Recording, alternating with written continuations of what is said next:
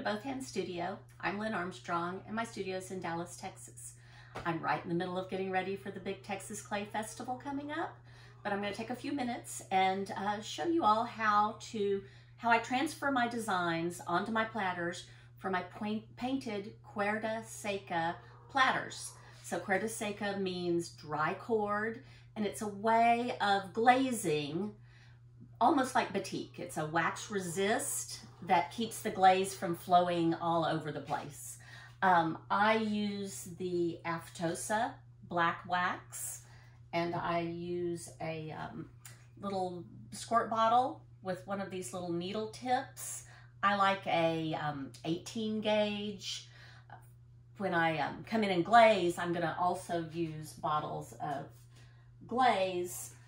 For these, I use like a 16 or a 14 gauge with a bigger hole. I don't know who came up with the system where the larger numbers are the smaller holes. I would have not done it that way, but that's the way it works. So what I do is first decide what I want on my platter. Say I was wanting to make one of my Roadrunner platters. So I have first start with some sketches, and most of the time I will just, Google images. I have photographs. I have a great Roadrunner picture that one of my cousins took that I then sketched the Roadrunner. I believe it was this Roadrunner.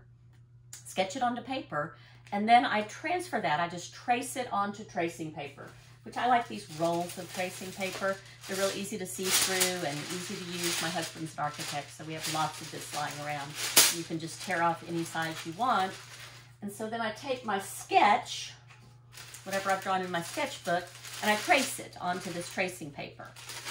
And then what I do is I take packing tape, clear packing tape, the cheaper the better, and I just tape all over the front, and I turn it over and tape all over the back of my drawing, and then I cut it out.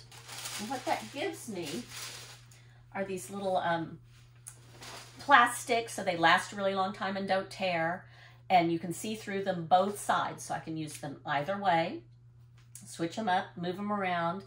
I will do different sizes, so I can decide on my platter where I want that to be.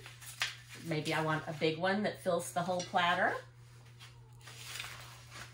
Or I can do a smaller one. Maybe I want him looking that way. Maybe I want him looking this other way. And then I transfer this onto the fired clay. So this has been bisque fired already, these platters. And I'm using graphite paper. I ordered on Amazon. Make sure that you get the kind that is not waxy. It's just graphite paper. This batch that I got, a whole bunch of them, comes in a package on Amazon, came with these wonderful little ball styluses. They've been great, but you can use a dull pencil or a ballpoint pen that's run out.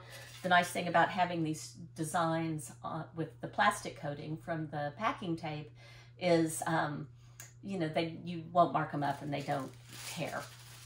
So what I'm going to do is lay my graph paper down, find my holes in the back so I know where the top is. Lay the graphite paper down.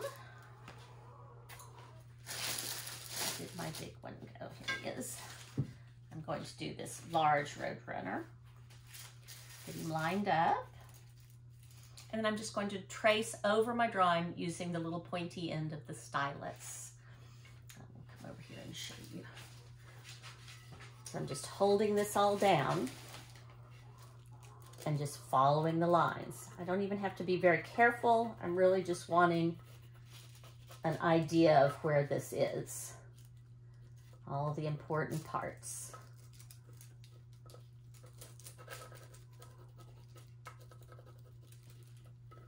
And so then you can see when I pull this off, it's been transferred onto the clay.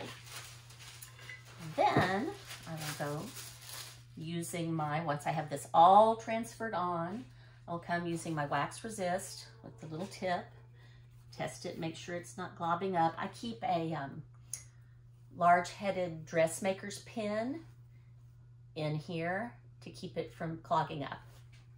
So then I'm just going to come back over all of the graphite lines and trace them with my squirt bottle. So you can see it's leaving this little wax line. So this wax line has an inclusion stain in it.